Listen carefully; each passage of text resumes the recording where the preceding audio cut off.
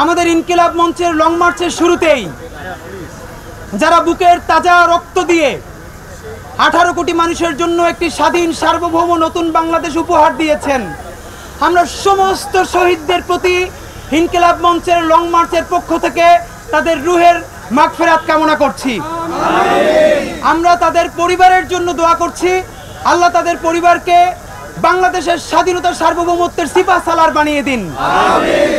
আমরা সকল আহত যোদ্ধা যারা এই অভ্যুত্থানকে সফল করতে গিয়ে যারা পঙ্গু হয়ে গেছেন, চোখ হারিয়েছে, সকলদের অতি দ্রুত যাতে সম্পূর্ণ ভালো চিকিৎসার ব্যবস্থা হয় রাষ্ট্রের কাছে সেই দাবি জানাচ্ছি এবং মহান আল্লাহ তাআলার কাছে তাদের অতি সত্বর শেফা কামনা করছি। প্রিয় বন্ধুরা আমার, আপনারা জানেন বর্তমান আমাদের যে দেশের অবস্থা, এতে এই মুহূর্তে একটি লং মার্চ করার মতো অবস্থা আসলে আমাদের নেই। আমরা কেন ইনকিলাব মঞ্চ দিয়ে আমাদের লং মার্চে যাওয়ার উদ্যোগ নিতে হলো আপনাদেরকে একটু সংক্ষেপে বলতে চাই। আপনারা জানেন যে আমরা অভ্যুত্থানের পর থেকে ইনকিলাব মঞ্চ থেকে বিভিন্ন সাংস্কৃতিক, বিশেষ করে যেই কালচারাল ফ্যাসিস্টগুলো দিয়ে বাংলাদেশে অবৈধ দাবেদার এবং সেবাদার সরকারের বয়ানকে সঠিক নির্মাণ করা হয়েছিল, আমরা ইনকিলাব মঞ্চ দিয়ে প্রতিজ্ঞা করেছি সেই সমস্ত ফ্যাসিস্ট কালচারাল গ্রুপগুলোকে আমরা ইনশাল্লাহ বাংলাদেশের ছাত্র জনতা নিয়ে রুখে দেব ইনশাল্লাহ। কিন্তু সেই মুহূর্তে আপনারা জানেন ভারত একটি দুটি নয়, এই কথাগুলো আপনাদের মাধ্যমে আমরা বাংলাদেশের জনগণ শুধু নয় বিশ্ববাসী সবার কাছে পৌঁছতে চাই। ভারতের সাথে আমাদের অসংখ্য আন্তঃসীমান্ত নদী আছে। আমি স্পষ্ট বলতে চাই, সবগুলোকে বাংলাদেশ ভারত যৌথ নদী আমরা বলছি না, আমরা বলছি আন্তর্জাতিক নদী অথবা আন্তঃসীমান্ত নদী। এর কারণ অনেক নদী আছে যার মালিকানা চীনের আছে, যার মালিকানা মিয়ানমারের আছে, এগুলোকে ইন্টারন্যাশনালি আমরা আন্তর্জাতিক নদী অথবা আন্তঃসীমান্ত নদী বলি। সাংবাদিক বন্ধুরা নিশ্চয়ই আপনারা জেনে থাকবেন, আন্তর্জাতিক সকল আইনে কোনো আন্তঃসীমান্ত বা আন্তর্জাতিক নদীতে কোনো একক দেশ একতরফাভাবে কোনো বাঁধ নির্মাণ করতে পারে না। বাঁধ কোনো খারাপ জিনিস নয়, আমরা পপুলিজম সেল করব না আপনাদের কাছে। পৃথিবীর বহু দেশে শুধু বাঁধ মানুষকে বাঁচিয়ে দিয়েছে, নদীকে বাঁচিয়ে দিয়েছে, প্রাণবৈচিত্র্য বাঁচিয়ে দিয়েছে, কিন্তু সেটা কখন? আন্তর্জাতিক নিয়ম হচ্ছে ভারত যখন কোনো বাঁধ করবে তার স্টেক হোল্ডার বাংলাদেশকে জানাবে, বাংলাদেশকে বলবে এই বাঁধ আমি এখান থেকে শুরু করে তারপরে সামনে তুমি কোথায় বাঁধ দিবা। এই দুই বাঁধের মাঝখানে যে পানিটা থাকবে সেইটা অববাহিকা ভিত্তিক বন্টন, সেটা কৃষিকাজের জন্য হোক, সেটা বিদ্যুৎ উৎপাদনের জন্য হোক, সেই স্বাধীন সার্বভৌম ক্ষমতা সেই দেশের মধ্যে থাকতে হয়।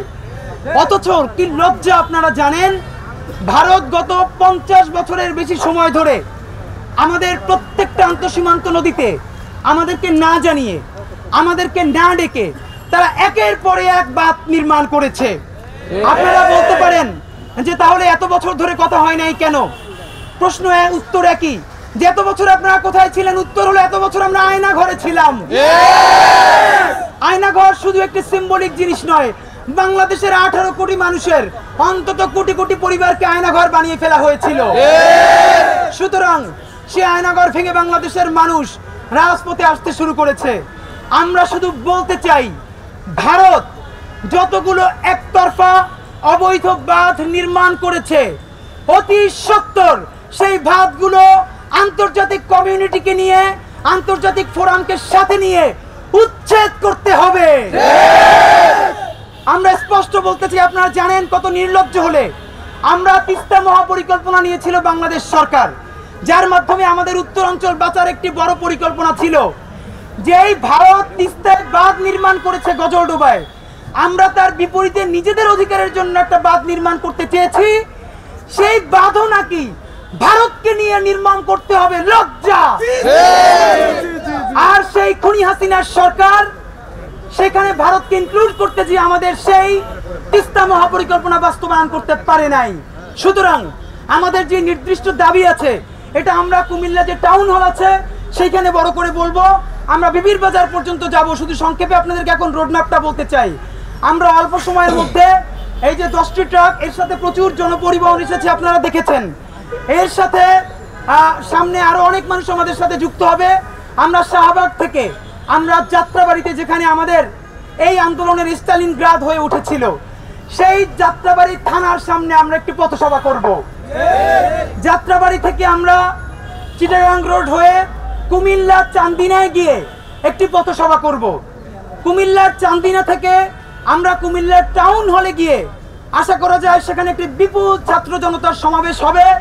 সেই সমাবেশের নাম দিয়েছি আমরা সার্বভৌম সমাবেশ। আমরা চিন্তা করতেছি বাংলাদেশের সাথে ভারতের যতগুলো সীমান্ত আছে প্রত্যেকটা সীমান্তে সার্বভৌম সমাবেশ দাঁড়িয়ে যাবে ইনশাআল্লাহ।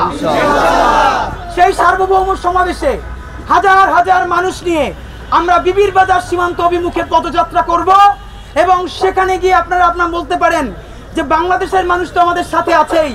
আপনাদের মাধ্যমে জানাতে চাই, শুধু বাংলাদেশের মানুষ না, আপনারা অবাক হবেন, টুইটার এবং সকল সামাজিক যোগাযোগ মাধ্যমে ঢুকলে ভারতের কোটি কোটি মানুষ, এজেন্সি, মিডিয়া মুহুর্মুহু প্রোপাগান্ডা ছড়াচ্ছে বাংলাদেশের বিরুদ্ধে। তারা সাম্প্রদায়িকতার মিথ্যা কথা ছড়াচ্ছে। আপনারা জানেন সাম্প্রদায়িকতার রাজনীতি করে আমার বোন স্বর্ণা দাসকে হত্যা করলো কারা? সুতরাং আমাদের দেশে কোন সংখ্যালঘু আর সংখ্যাগুরু নেই, সবাই আমরা বাংলাদেশের জনগণ। ওরা আমার বোন ফেলানিকে মেরেছে, স্বর্ণা দাসকেও কিন্তু ওরা ছাড়ে নাই। আমরা আজকের এই লং মার্চ সকল শহীদদের জন্য, আমাদের স্বর্ণা দাসের জন্য, আমার বোন ফেলানির জন্য এবং সর্বশেষ পানির বিরুদ্ধে কথা বলতে গিয়ে স্বাধীন সার্বভৌম বাংলাদেশের রাজধানীর বুকে বুয়েটে আমাদের ভাই আবরারকে খুনি ছাত্রলীগ যেভাবে হত্যা করেছে এর একমাত্র আর সাথে তুলনা হতে পারে নাৎসি বাহিনীর সাথে। সুতরাং এই পানির আন্দোলন, আগ্রাসন রুখে দেওয়ার আন্দোলন, সকল আন্দোলন আমরা আমাদের শহীদ আবরার, আমাদের শহীদ আবু সাইদ, আমাদের স্বর্ণা দাসের নামে উৎসর্গ করছি।